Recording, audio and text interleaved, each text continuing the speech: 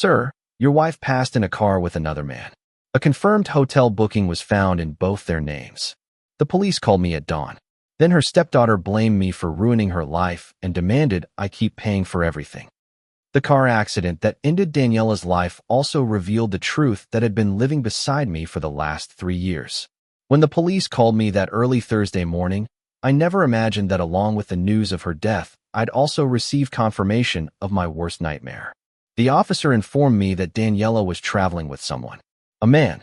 They weren't going to a work meeting as she'd told me the night before. They were on their way to a hotel on the coast 2 hours from our city. I'm Rodrigo. I'm 45 years old, and for 12 years I thought I was building a solid family with Daniela. We met when she was 32. I was 33. She was a charming woman with an 8-year-old daughter named Constanza. From the beginning, Daniela introduced me as the man who'd saved them both from a difficult life. Her ex-husband had abandoned them years ago, leaving her with debts and a child to raise alone. I, naive and in love, wanted to be a hero. The first years were good, or at least that's what I thought. I worked as an operations manager at a logistics company with a more than decent salary. Daniela left her secretarial job when we got married, arguing she wanted to dedicate herself completely to Constanza and our home. I accepted without question. I paid the mortgage on our house, Constanza's private schools, her piano lessons, her vacations, her designer clothes, everything. Daniela managed the money I gave her monthly for household expenses, and I never checked what she spent it on. I trusted her. Constanza never accepted me. From day one, she made it clear I was an intruder in her life. At 8 years old, she could be cruel in ways a child shouldn't know. She'd hide my things, lie saying I treated her badly. She'd cry when her mother and I had a moment alone. Daniela always defended her. "She's just a child adjusting to the change," she'd tell me. But Constanza never adjusted. As she grew, her hostility only increased. At 15 years old, Constanza was already an expert at manipulating her mother. If I suggested she should help with some household chore, Daniela would accuse me of being too hard on her. If I mentioned her grades were dropping, it was because I didn't understand her. When she turned 18 and asked for a new car as a graduation gift, a vehicle that cost over $30,000, Daniela insisted I buy it. I did, although it meant depleting part of my savings. Constanza didn't even thank me. She just took the keys and shot me a look of contempt before leaving. The relationship between Daniela and me began to deteriorate about 2 years ago. Intimacy became scarce, her answers sharp, her absences more frequent. She always had an excuse, a meeting with friends, doctor's appointments, errands to run. I worked long hours, came home tired, and she was already asleep or locked in her room. Constanza, by then 19, was studying graphic design at a very expensive private university that I paid for. She lived with us, but treated me as if I were invisible, except when she needed money. There were signs I ignored. Daniela's phone always face down, changed passwords, night outs that became more frequent, credit card bills with charges at restaurants and hotels I didn't recognize. When I asked her, she always had an explanation ready. A friend going through a divorce who needed support. Book club meetings, wellness retreats. I wanted to believe. I needed to believe because the alternative was too painful to consider. 6 months ago, I found a hotel receipt in her jacket pocket when I took it to the dry cleaners. It was from a weekend she had supposedly spent with her sister in the neighboring city. When I asked her about it, she got furious. She accused me of not trusting her, of being controlling, of ruining everything with my insecurities. Constanza intervened, of course, defending her mother and accusing me of being a terrible husband. I ended up apologizing. Me, the one who paid for everything.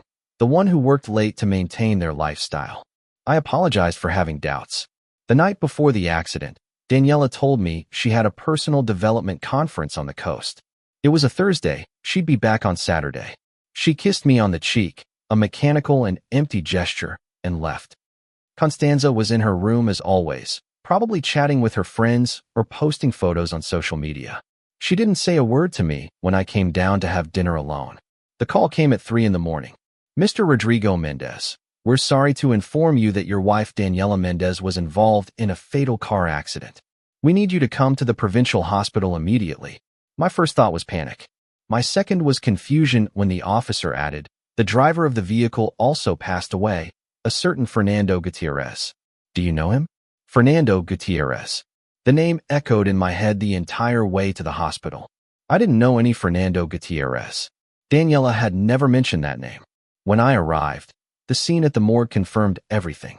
The police explained that the car, a sports sedan registered in Fernando Gutierrez's name, had lost control on a curve, excessive speed, possibly alcohol involved. Both died on impact. In the vehicle, they found suitcases, a confirmed hotel reservation in both their names, and text messages on Daniela's phone that left no doubt about the nature of their relationship. They showed me some of those messages. I had to identify the body. I had to sign papers, and the officer in charge thought I deserved to know the whole truth before I did. "I can't wait to be with you this weekend," one said. "Rodrigo never finds out about anything. He's too trusting," said another. 3 years of hiding, but soon we can be together openly. I just need to find the right moment to leave him. That last message had been sent 2 days before the accident. 3 years. The affair had lasted 3 years. While I worked to pay for her whims, her trips, Constanza's bills, she was with another man. Fernando Gutierrez turned out to be a divorced businessman, owner of several fast food franchises. He had money, as I later found out, a lot of money. Daniela wasn't just betraying me. She was planning to leave me for him. I identified the body in complete silence. I saw her there, cold and lifeless, and I felt nothing. There were no tears, no pain, just a deep emptiness and an icy rage that began to solidify in my chest. I signed the necessary papers and returned home as dawn broke. Constanza was awake when I arrived, sitting in the living room with her phone in hand. She didn't even look up when I walked in. "Where were you?" she asked in a bored tone. "Your mother is dead," I told her bluntly. That got her attention. She jumped to her feet. The phone fell to the floor. What are you saying?" I explained the accident, omitting the details of the infidelity. For now, her reaction was immediate and dramatic. Screams, tears, accusations. "Why didn't you call me sooner? How could you go alone? You killed her with your coldness." That's why she was always unhappy. Her words bounced off me without effect. I'd spent 12 years putting up with her venom, the constant comparisons to her real father, the slights, the demands. I didn't care anymore. Over the next 2 days, while Constanza called relatives and friends to report the news, I dedicated myself to investigating. I hired a private investigator, gave him Fernando Gutierrez's name, and asked him to dig up everything he could find. The results came in less than 48 hours, and they were devastating. Daniela and Fernando met at a gym 3 years and 2 months ago. The relationship started almost immediately. There were photos of both of them on trips she'd told me she was taking with friends. Hotel records, money transfers from Fernando to Daniela, considerable amounts. But what shocked me the most was discovering that Constanza knew everything from the beginning. The investigator found messages between Constanza and her mother where they spoke openly about Fernando. "When are you going to leave that idiot Rodrigo?" Constanza asked in one of them. "Fernando has much more money, Mom. It's time." Daniela replied, "Soon, my love. I just need to make sure I get something from the divorce. Rodrigo has been a useful fool, but he has served his purpose." The words burned as I read them, but I continued. There was more. Constanza and her mother had planned together how to get the most money out of me before Daniela left me.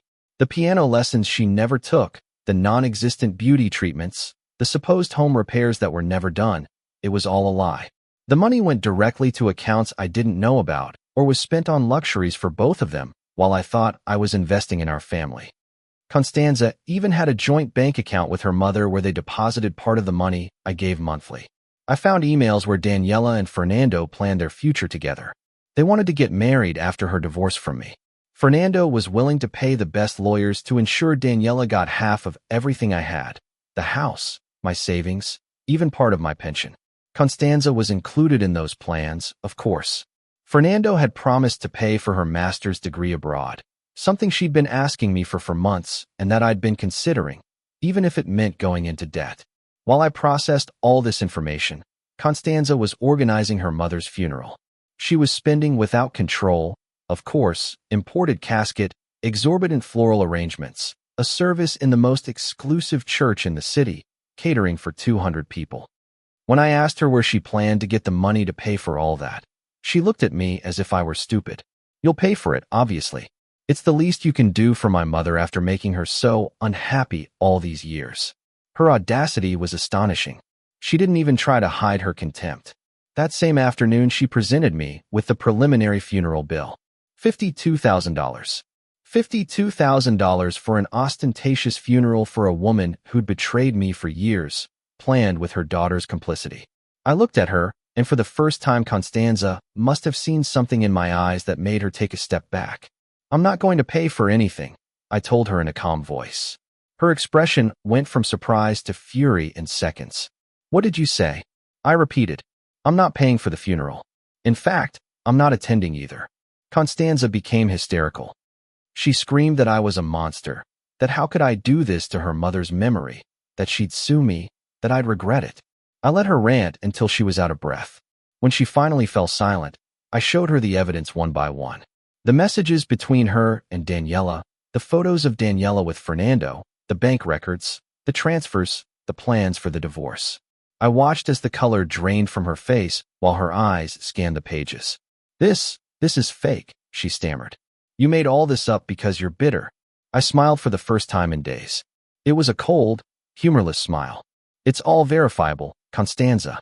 I have the originals, the bank accounts are there, the messages have metadata. Your mother betrayed me for 3 years, and you knew about it the whole time. You even helped her rob me. So no, I won't pay for her funeral, and I won't attend. You can do whatever you want with her body." Constanza tried to snatch the documents from me, but I pulled them away. "These are copies. The originals are with my lawyer, and there's more you should know." I then explained something she didn't know. The house where we lived, the one she considered her home, was solely in my name. Daniela was never on the deed because when I bought it, 6 months after we married, my lawyer advised me to keep it as separate property. I agreed, thinking of protecting her from future debts, not imagining that one day it would protect me. "You have 1 week to get out of this house," I informed her. Constanza opened her mouth to protest, but I continued. "Everything in here belongs to me. The furniture, the appliances, I bought it all. You can take your clothes and your personal belongings, nothing else." Her eyes filled with tears, but this time they didn't move me. Too many times those tears had been used as a weapon against me. "You can't do this," she sobbed. "I have nowhere to go. Mom's gone, and you're all I have left." I looked at her without a shred of compassion. "You should have thought of that before conspiring with your mother to rob me, before treating me like trash for 12 years, before helping her plan how to financially destroy me. 1 week, Constanza, or I'll call the police and have you removed by force." Over the next few days, while Constanza frantically tried to get money for the funeral, I worked to protect my assets. I changed the locks on the house, canceled the additional credit cards I'd given to Daniela and Constanza. I contacted my bank to block any access Daniela might have had to our joint accounts.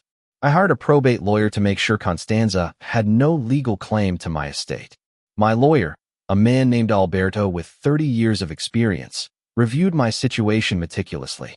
"Legally, you're clean," he informed me after 2 days of analysis. "The house is only in your name. The important accounts are too. Daniela had access to minor joint accounts, but the bulk of your assets are protected. As for Constanza, she has no right to your property. You didn't legally adopt her, so there's no filial bond that gives her inheritance rights." That information gave me the confidence I needed to proceed. Constanza, meanwhile, had to turn to Daniela's distant relatives to borrow money for the funeral. She drastically reduced the expenses, going from $52,000 to less than $10,000. A basic casket, no fancy church, modest flowers. I watched from a distance as her world of privilege began to crumble. The day of the funeral arrived. It was Saturday, exactly 1 week after the accident. Constanza called me that morning, begging one last time for me to attend. "People will ask, 'Where are you?' I'll look like a fool if the husband doesn't show up." I replied, "Tell them the truth, that their mother died on the way to a hotel with her lover, that she betrayed me for 3 years while I paid for every one of her luxuries, that you knew and helped me get robbed. Tell them that." She hung up the phone crying. I stayed home peacefully, drinking coffee in the backyard.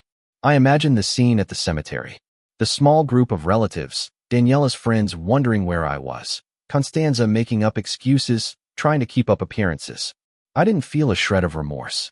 That afternoon, I received angry messages from Daniela's sister, from her cousins, from her friends. They called me a monster, heartless, vengeful. I blocked all the numbers. They didn't owe me loyalty, and I didn't owe them explanations. The only person who deserved to know my side of the story was myself. And I already knew the whole truth. On Sunday, Constanza packed her things. I watched from my study window as she filled her car, that $30,000 vehicle I'd given her, with suitcases and boxes. She looked small, lost, broken. Part of me, a very small part, felt pity, but that part was quickly silenced by the memories of years of verbal abuse, manipulation, and betrayal. Before she left, she knocked on my door. I didn't open it. She left a note slipped underneath. I hope you're happy now. You destroyed everything. My mother was wrong about you, but she didn't deserve to die. And I didn't deserve this. I tore up the note without finishing it. That night, alone in the house that was now truly mine, I went over everything that had happened. 12 years of my life dedicated to building something that turned out to be a lie. 12 years working to support people who despised me. 12 years believing I was being a good husband, a good stepfather, when in reality, I was just a means to an end. On Monday, I went back to work. My colleagues offered their condolences, uncomfortable, not knowing what to say. I thanked them briefly and focused on my tasks. Work was a refuge, a place where my value was measured by my results, not by how much money I could provide to ungrateful people. 2 weeks passed. Constanza tried to contact me several times, but I ignored all her calls. Finally, I received a certified letter from a lawyer. Constanza was suing me, claiming that as a foster daughter she was entitled to a share of her mother's inheritance and that I, as her husband, should cover the funeral expenses and provide for her until she finished her studies. The lawsuit was so ridiculous that my lawyer Alberto laughed when he read it. This has no legal basis, he assured me. Constanza was not adopted by you. There's no maintenance obligation. As for the funeral expenses, you're a widower, not an orphan. There's no law that obliges you to pay for your late wife's funeral, especially considering the circumstances. Still, we'd have to appear in court and face the process. While we waited for the hearing date, I discovered more disturbing details about Daniela's secret life. The private investigator continued his work and found that Fernando Gutierrez wasn't the first lover. There had been 2 others before him. Shorter relationships, but equally clandestine. One had lasted 6 months, the other almost a year. They all occurred during our marriage, all while I worked long hours to maintain our lifestyle. The bank records revealed a pattern. Daniela received regular transfers from these men, amounts ranging from $500 to $2,000 monthly. That money never reached our joint accounts. She kept it in personal accounts I didn't know about. When I added it all up, the figure was staggering. Approximately $180,000 in the last 4 years. Money her lovers gave her while I paid absolutely all the household expenses. What did Daniela do with that money? Part of it she gave to Constanza. I already knew that, but there was more. I discovered she'd bought a small apartment in her younger sister's name. Although she was the one who occasionally lived there, a place for her secret encounters, I supposed. She'd also invested in a cosmetics catalog sales business run by her cousin, although the profits went directly to accounts where Daniela was the main beneficiary.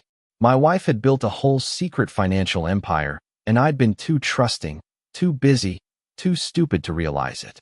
Each discovery was like a stab, but curiously it also freed me. With each piece of evidence of her betrayal, the weight of guilt I'd initially felt for not attending her funeral evaporated. Constanza, meanwhile, was living with Daniela's sister, a woman named Patricia, who'd always treated me with barely concealed disdain. Patricia called me one night, furious. How could you abandon Constanza like that? She's practically your daughter. I explained with icy calm that Constanza never considered me her father, that she knew about her mother's infidelity and had actively participated in robbing me. Those are lies, Patricia spat. Daniela loved you. She gave the best years of her life to you. I laughed, a bitter laugh.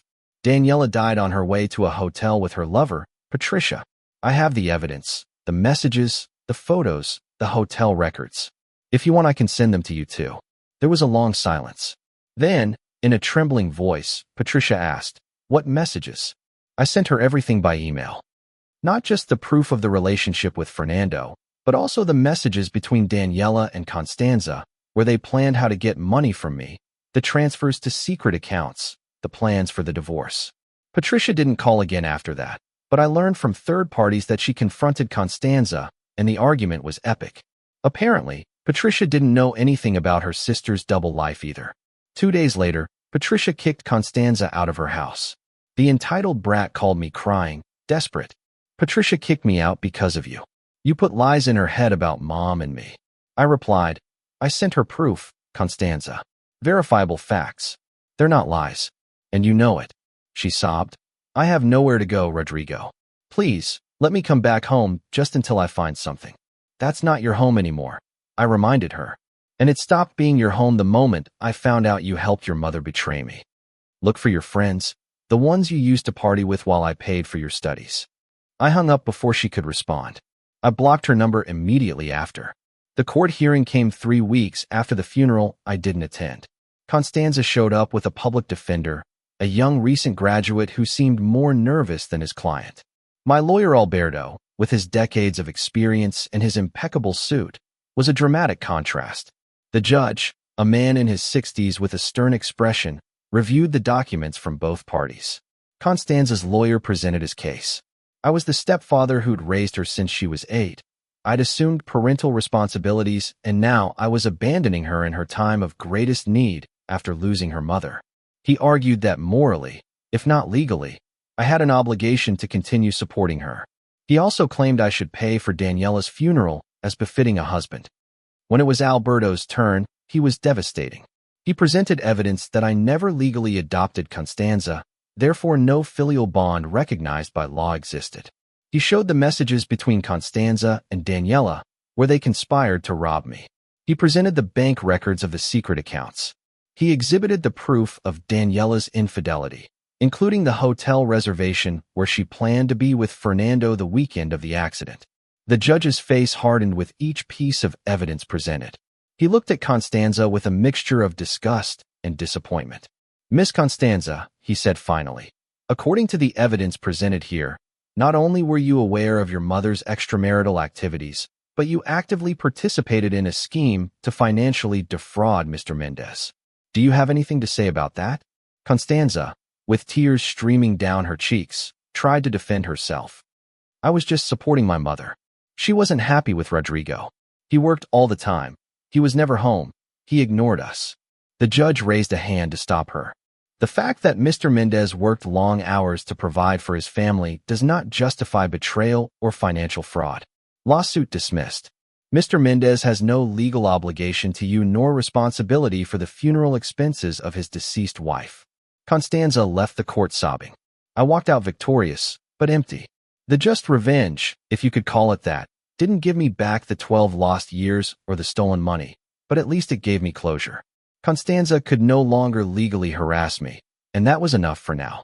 However, the surprises weren't over. A week after the hearing, I received an unexpected visit. A man in his 50s, well-dressed, showed up at my door. Mr. Mendez, my name is Ricardo Gutierrez. I'm Fernando's brother. The name sent a chill down my spine. What did the brother of my late wife's lover want? Ricardo came in when I invited him, clearly uncomfortable. First of all, I want to offer you my apologies for what my brother did. I don't justify his actions. I waited in silence for him to continue. Fernando left a will. In it, he mentions your wife, Daniela. He left her a considerable sum of money, $200,000. The figure left me breathless. Since she also passed away in the accident, technically that inheritance would pass to her direct descendant, which would be Constanza. I smiled bitterly. Of course, even in death, Daniela was still receiving money from her lovers, and now Constanza would benefit from it. Why are you telling me this? I asked Ricardo. He shifted uncomfortably in his seat. Because Fernando also left a letter, a confession. I thought you should read it before the money is transferred to Constanza. He took an envelope from his briefcase and handed it to me. With trembling hands, I opened the letter. The handwriting was clear and firm, written by someone who knew he might die soon, though probably not in the way it happened. To whom it may concern, it began. My name is Fernando Gutierrez, and I've been in a relationship with Daniela Mendez for 3 years. I know she's married. I know I'm contributing to destroying a marriage, but I've fallen in love with her and she with me, or so I want to believe. The letter continued, explaining how they met, how it all started, how Daniela had told him her marriage was dead. She told me her husband was cold, distant, that he only cared about work, that he never paid attention to her, that they'd become strangers living under the same roof. I wanted to believe her. I wanted to be the hero who rescued her from an unhappy life. But then Fernando had started to notice inconsistencies. Daniela always needed money. At first I thought it was normal, that her husband controlled the finances, but the amounts increased. $1,000, $2,000, $5,000 a month. When I asked her what for, she always had an explanation. Past debts, Constanza's expenses, medical emergencies. I could never verify anything because she'd get defensive when I questioned her. Fernando's letter revealed more. 2 months ago, I hired a private investigator. I needed to know if Daniela was being sincere with me or if I was just another source of income. What I discovered shattered me. Daniela wasn't unhappy in her marriage for the reasons she told me. Her husband, Rodrigo Mendez, is a hard-working, responsible man who pays for absolutely everything in that household. Daniela doesn't work, lives comfortably, has credit cards with no limit that he pays, a beautiful house, a new car. Fernando continued. The investigator also discovered that I wasn't the first lover. There were 2 others before me. Daniela has a pattern. She finds men with money. She tells them a story of victimization. She extracts as much money as possible while her husband maintains her base lifestyle. And when the relationship runs its course, she looks for the next one. I was just the latest in a long line. The words burned as I read them. Fernando had discovered the truth about Daniela, but clearly not soon enough to get away from her.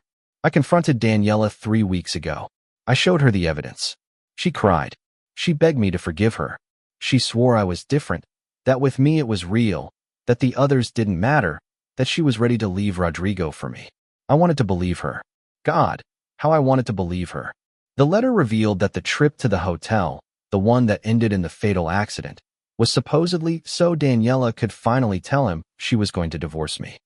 We were going to celebrate the beginning of our life together. She promised me this time it was serious, that she'd already spoken with lawyers, that everything was in motion. I booked the most expensive suite in the hotel, bought champagne. I even had a ring. I was going to propose to her that weekend. Fernando never got the chance. The accident happened before they reached the hotel. If you're reading this, it's because I died. And if I died with Daniela, her husband Rodrigo is probably discovering the truth in the worst possible way. To him I say, I'm sorry. I don't justify what I did. I was weak, greedy for affection, and I let myself be deceived. But you should know that your wife was an expert manipulator. You weren't cold or distant as she told me. You were her source of financial stability, while she sought excitement and extra money elsewhere. The confession ended with a specific provision. I leave $200,000 to Daniela, but only if she divorces Rodrigo Mendez before my death and can prove the process was underway. If I die while she's still married, the money must go to a charity of my choice, not to her or her heirs. Rodrigo Mendez deserves to know it wasn't his fault. He was just another victim of a woman who turned emotional manipulation into an art. I dropped the letter, stunned. Ricardo watched me with a compassionate expression. Fernando realized who Daniela really was too late, but he had the decency to leave that confession. According to his instructions, since Daniela was still legally married to you at the time of her death, the $200,000 will go to the Pediatric Cardiac Research Foundation he specified. Constanza will receive nothing. The irony was brutal. Daniela had died on her way to celebrate her supposed freedom from me. Not knowing her lover had discovered her true nature and had changed his will. Constanza, who was probably already counting on that inheritance to stabilize her life, would be left empty-handed. The just revenge I hadn't planned was executing itself from beyond the grave. Why are you showing me this? I asked Ricardo after a long silence. He sighed deeply. Because my brother, despite his mistakes, was a good man. The guilt over what he did to you was eating him up. He wanted you to know he recognized his mistake, that he understood he was manipulated just like you. And because Constanza has already contacted me claiming the inheritance, I need you to understand that she won't receive a cent. And why? I thanked him for his honesty. Ricardo left shortly after, leaving me with Fernando's letter and a whirlwind of emotions. I felt rage for being so completely deceived. I felt relief that even my wife's lover had eventually seen through her lies. and I felt a strange satisfaction that Daniela's greed had ultimately not paid off. Constanza tried to contact me frantically when she found out she wouldn't receive Fernando's money. She left a dozen voicemails I never listened to. She finally appeared at my door on a Tuesday night. She'd changed a lot in the few weeks since I'd kicked her out. She was thinner, haggard, with deep dark circles under her eyes. Her clothes, once always impeccable and designer, were now modest and a bit worn. "I need to talk to you," she begged when I opened the door. For a moment, I considered slamming it in her face, but something in her expression, a profound defeat I'd never seen in her before, made me hesitate. I let her in, although I maintained a physical and emotional distance. We sat in the living room, she on the sofa where she'd so often conspired with her mother, I in the armchair. "Ricardo Gutierrez says I'm not going to get Fernando's money," she began without preamble. "He says my mother didn't meet the requirements of the will." I looked at her without expression. That's right. Daniela was still married to me when she died. Fernando left very specific instructions. Constanza clenched her fists. "That's not fair. My mother was going to divorce you. That money should be mine. Your mother spent 3 years telling Fernando she was going to divorce me." I replied in a monotone voice. "She never did it because as long as she was married to me, I'd keep paying for everything and she could continue living comfortably while extracting money from her lovers. Fernando eventually realized that, which is why he changed his will." Constanza looked down. "It wasn't like that. My mother loved you in her own way." I laughed, a harsh, humorless sound. "Your mother used me, Constanza. She used me as a living checkbook while she slept with other men and planned how to take every last cent from me in a divorce. And you helped her. So forgive me if I don't have any sympathy for your current situation." There was a long silence. When Constanza spoke again, her voice was barely a whisper. "I'm living in a cheap motel. My bank account is empty. I can't pay for college. I lost my scholarship because I stopped attending after Mom's death. I don't have a job, no work experience, no one to help me." She waited, clearly anticipating I'd offer some solution. I didn't. "And what do you want me to do about it?" I finally asked. Her eyes filled with tears. "Help me, just until I get on my feet. I can get a job. I can change. Please, Rodrigo. I know I was horrible to you. I know I didn't deserve anything you gave me, but please, just a little help. Anything." The plea might have been touching if I hadn't known exactly who Constanza was, if I hadn't read the messages where she laughed at me with her mother, if I hadn't seen how they both planned to bleed me dry and then abandon me without remorse. "No," I simply said. Her voice rose. "After 12 years, after everything we went through together, you're going to leave me on the street just like that?" I leaned forward. "Constanza, for 12 years I treated you like you were my daughter. I bought you clothes, technology, paid for your private education, extra classes, that car you're still driving. And for those 12 years you despised me, insulted me, conspired with your mother to rob me. Now that the consequences of those actions are catching up to you, you come asking for my help. Did you really expect me to say yes?" Constanza broke down crying, a desperate sob that shook her whole body. "I'm sorry. Okay. I'm so sorry. I'm sorry I treated you badly. I'm sorry I helped Mom. I'm sorry for everything. But please, don't abandon me now. I don't have anyone else." Her apologies sounded hollow, born of desperation and not genuine remorse. They were the words of someone who'd lost everything and saw me as her last lifeline. "You had 12 years to treat me with a minimum of respect," I replied in a firm voice. 12 years to recognize what I was doing for you. Instead, you chose contempt and complicit betrayal. The apologies you're offering me now don't change anything, Constanza. They're just empty words from someone who needs something from me. I stood up, indicating the conversation was over. She also stood, swaying slightly. "So that's it. You're just going to let me die on the street." I looked her directly in the eyes. "You're a 20-year-old adult woman. You have arms, legs, a brain. You can work. You can rent a modest room. You can build a life. Millions of people do it every day without having a stepfather to finance everything for them. You'll learn or you won't, but that's not my problem anymore." Constanza left my house that night, and I didn't see her again for weeks. According to my lawyer Alberto, she tried to sue me again, this time claiming I had a moral obligation to help her. The judge didn't even accept the case.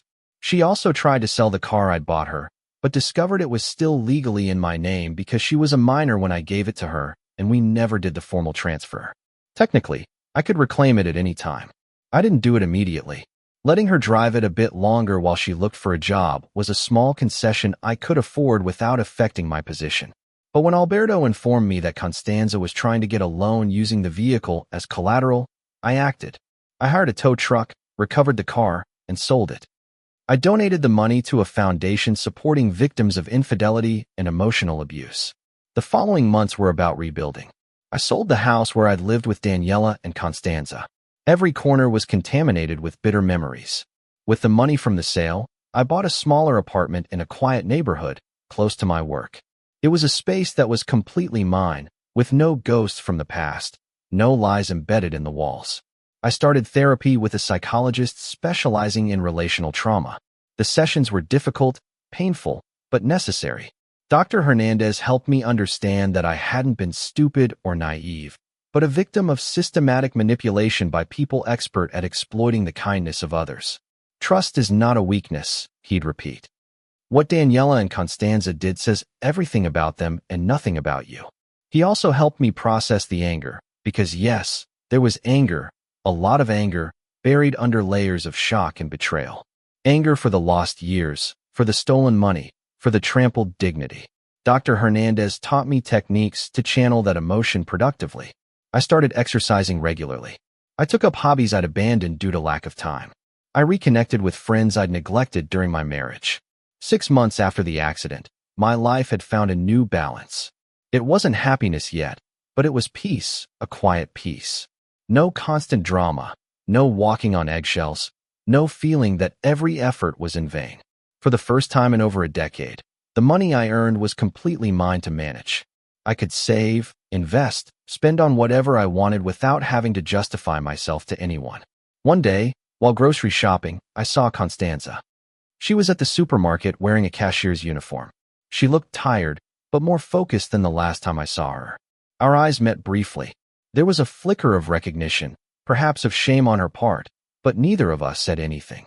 She processed my groceries with professional efficiency, avoiding eye contact. I paid and left without a word. That night, I did a little research. Constanza had gotten that job 2 months ago. She was living in a small shared apartment with 2 co-workers. She dropped out of her graphic design studies, at least for now. Her social media, once full of flashy photos and studied poses, was now non-existent. She deleted all her accounts. It was as if the Constanza I knew had disappeared. Part of me felt a small satisfaction. It wasn't cruelty, it was justice.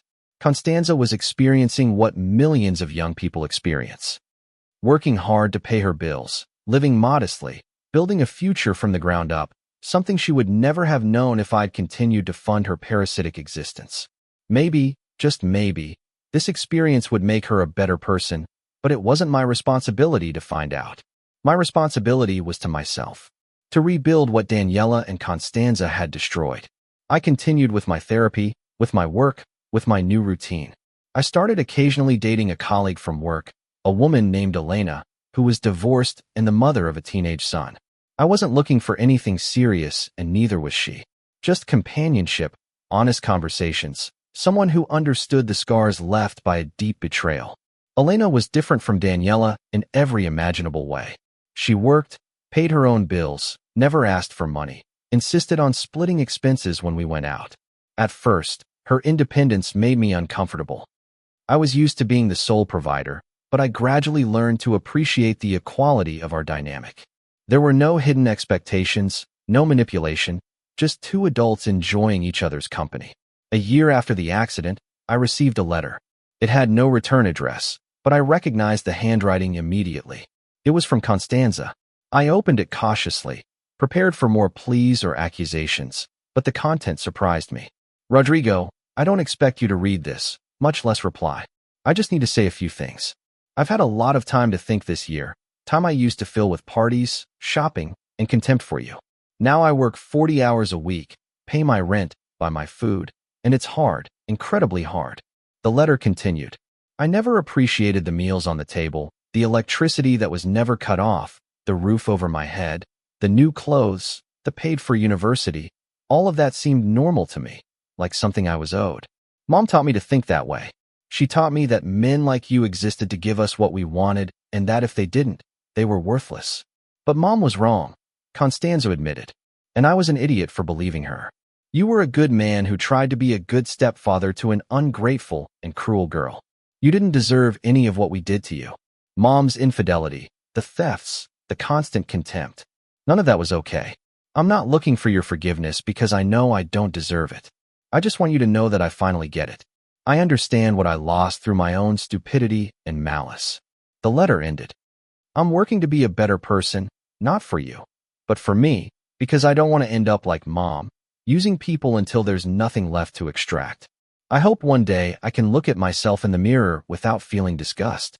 That day, if it ever comes, maybe I can say it was all worth it. Take care, Rodrigo, and thanks for everything you did, even though I never thanked you when I should have.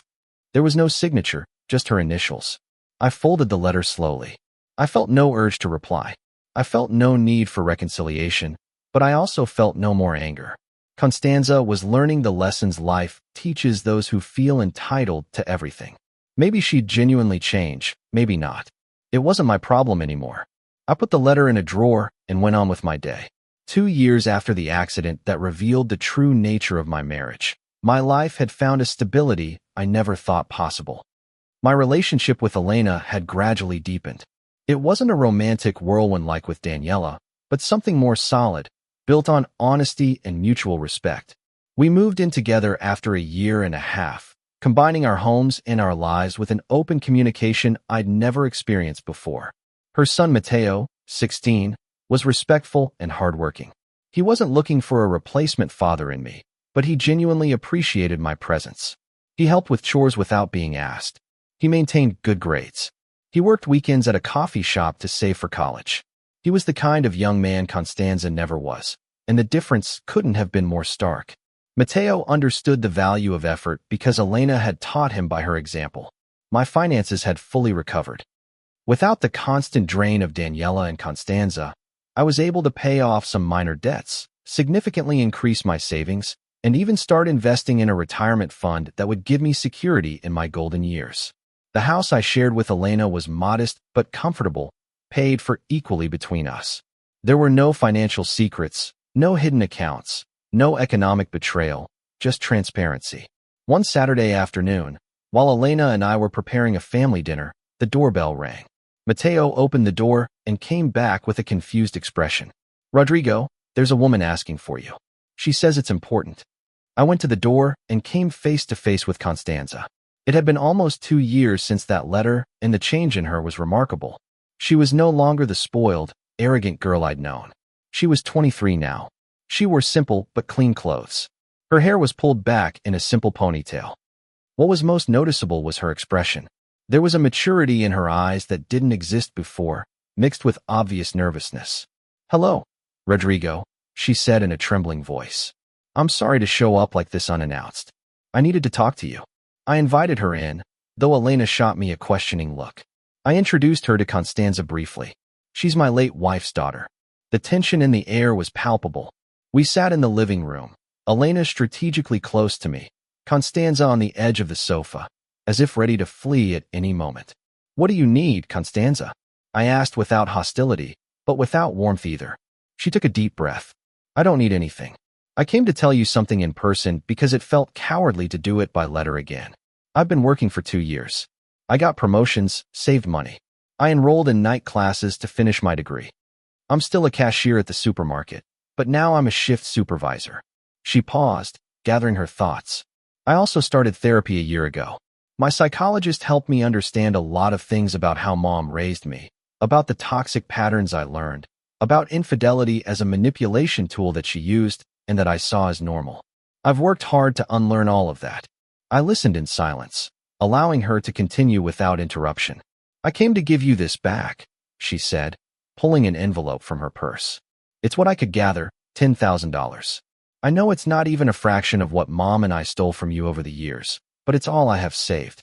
I want to start paying you back, even if it takes me the rest of my life." She extended the envelope towards me. I didn't take it immediately. "Constanza," I said finally, "I don't expect or want your money. What your mother and you did was terrible, but I don't need you to impoverish yourself trying to compensate for it. She shook her head vehemently. It's not for you, Rodrigo. It's for me. I need to do this so I can live with myself. I need to know I at least tried to repair some of the damage. Please, accept it. I looked at Elena, who nodded slightly. I took the envelope. All right, but I want you to know something. This money doesn't change the past. It doesn't erase what happened, nor does it restore the relationship we could have had. It's simply a gesture you need to make, and I respect that. Constanza nodded, tears rolling down her cheeks. I know. I don't expect you to forgive me. I don't expect us to be family again. I just hope that one day you can think of me and not feel only anger. There was a moment of silence. Then Elena spoke, her voice gentle but firm. Constanza, what you did was wrong, very wrong. But the fact that you recognize that and are working to change says something about your character. Not many people have the courage to face their mistakes like this. Constanza looked at Elena with gratitude. Thank you. That means a lot coming from someone who has no reason to be kind to me. Constanza stood up to leave. At the door, she stopped. One more thing. I found some of Mom's diaries when I was cleaning out her things. I read them all. Rodrigo, you need to know that Mom had deep problems. She wrote about how she hated depending on someone but couldn't leave the comfort. About how she knew she was destroying something good but couldn't stop. I'm not justifying anything. I just want you to know that her betrayal wasn't because you were insufficient. It was because she was broken inside. When she died, Constanza continued, she was on her way to repeat the same pattern with Fernando that she'd followed with you and with others before. The investigator Fernando hired also interviewed me, showed me evidence that Mom was constantly asking him for money, just like she asked her previous lovers. She was never going to change, Rodrigo. And if she hadn't died in that accident, she would have eventually destroyed you financially and emotionally in a brutal divorce. Her words resonated in the room. Thank you for telling me that, I finally replied. Although it doesn't change anything, it helps to have context. Constanza nodded. I burned the diaries after reading them. There was nothing in there worth preserving, only the evidence of a woman who hurt everyone around her and hated herself for it. But I thought you deserved to know. After Constanza left, Elena and I sat in silence for a while. Finally, she spoke. How do you feel?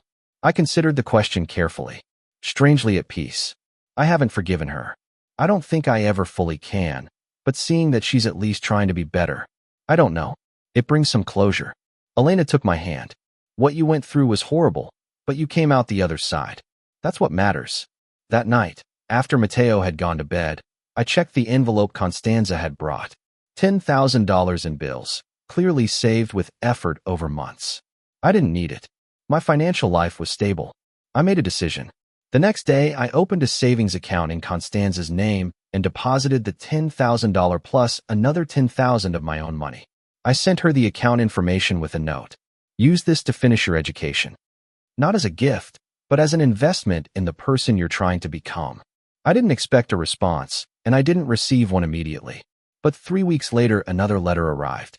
Rodrigo, I have no words for what you did. That money means I can take more classes, that I can reduce my work hours and focus on graduating. I don't deserve it, but I'll use it well, I promise you. The letter also included something unexpected, old photographs from when I'd just married Daniela and Constanza was 8. They were photos I'd forgotten. One where I was carrying Constanza on my shoulders at the park, another where I was teaching her to ride a bike, one more where we were celebrating her 9th birthday, and she was blowing out the candles while I held the cake. I found these among Mom's things, Constanza wrote. I forgot there were good times at the beginning. Before Mom poisoned me against you, before I chose to be cruel. I thought you might want to have them. I looked at the photographs for a long time. There I was, younger, full of hope, believing I was building a family. There was Constanza, just a little girl who hadn't yet learned to hate the man who was trying to take care of her. And there was Daniela, smiling for the camera while probably already planning her first affair. It was painful and liberating at the same time to see those images. I put the photos in an album, not to relive those times, but as a reminder that even in the most toxic situations, there were real moments, moments before everything rotted. It didn't justify anything that came after, but it helped me understand that not everything had been a lie from the very beginning. It only became a lie over time. The following years brought more healing. Elena and I got married in a small ceremony with close friends and family. Matteo graduated high school with honors and got a full scholarship to study engineering. My career continued to progress. I received promotions based on my own merit. Life was finally what it should be. Stable, honest, reciprocal. Occasionally, I get updates from Constanza. She graduated in graphic design 3 years after I gave her that money. She got a job at a small agency. She started a relationship with a young man who worked in IT and who, according to her scarce communications, treated her with respect. We weren't family. We probably never would be again, but we weren't enemies anymore either. Did I ever completely forgive her? No. Complete forgiveness would imply forgetting, and some betrayals leave permanent scars. But I found something better than forgiveness: peaceful indifference. Constanza no longer occupied emotional space in my life. She was simply someone I'd known, who'd hurt me, who eventually acknowledged her mistake and went on her way. And that was enough. 5 years after the accident, Elena and I were at the park with our 2-year-old son, Sebastian. Watching him run through the trees, hearing his laugh, feeling Elena's hand in mine. All of it confirmed that I'd come out of hell and found something like paradise. It wasn't the life I planned when I married Daniela, but it was infinitely better than the life she'd designed for me. I regret the 12 lost years. Sometimes I regret the stolen money occasionally, but more than that, I'm grateful for the lesson learned, that limitless kindness can be exploited, that blind trust can be betrayed, and that recognizing when to walk away from toxic people isn't cruelty, it's survival. The story of Daniela and Constanza ended up being a dark chapter in my life, but only a chapter, not the whole book. They chose betrayal and manipulation and paid different prices for those choices. Daniela paid with her life, without ever getting the future she thought she deserved with Fernando. Constanza paid with years of struggle and the permanent loss of the comfort she took for granted. And I paid with years of my life dedicated to a deception. But unlike them, I also won. I won peace, I won honesty, I won a second chance with someone who genuinely valued me. The just revenge I initially sought with my absence from Daniela's funeral transformed into something better, a full life that proved that her betrayal, though painful, hadn't destroyed me, it had freed me. Today, when I look back, I clearly see the difference between what I had with Daniela and what I have with Elena. A relationship built on lies versus one built on truth. A family where I was just a means to an end versus one where I'm valued for who I am. Stolen money versus honestly shared finances. Contempt versus respect. Was the pain worth it? There's no simple way to answer that. Pain is never worth it in itself. But what I built after the pain, the life I found on the other side of the betrayal, that is definitely worth it. And maybe that's the real justice. Not that my betrayers suffered, but that I thrived in spite of them. Have you ever experienced a betrayal you thought would destroy you, but that ended up freeing you to find something better? Do you think Constanza deserved a second chance after years of abuse, or should I have kept my distance permanently? I'd love to know your opinion in the comments. If this story resonated in any way, please let me know by leaving a like and subscribing to the channel. Thanks for joining me in this story and for listening to the end.